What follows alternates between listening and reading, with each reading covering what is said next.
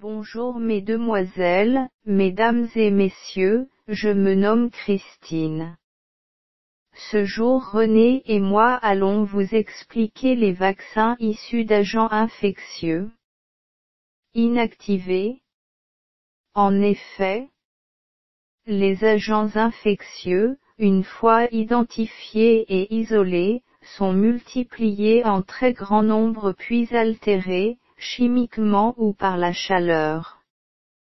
Ils conservent néanmoins une certaine capacité immunogène, aptitude à provoquer une protection immunitaire, moins ciblée.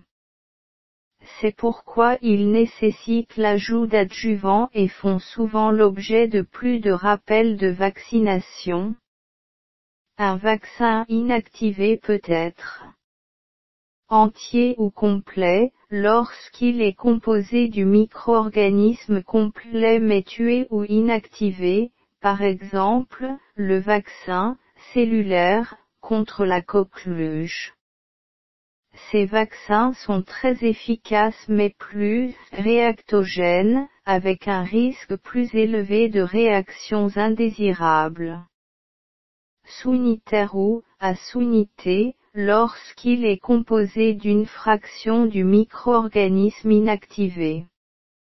Il peut être obtenu de façon classique ou à partir de biotechnologie ou de biologie de synthèse, par exemple, le vaccin acellulaire contre la coqueluche. Cette fraction peut être un peptide de surface du germe, un polysaccaride de paroi bactérienne, une anatoxine, une particule pseudovirale ou toute autre composante immunogène du micro-organisme. Ces vaccins sont moins immunogènes, mais avec moins d'effets secondaires.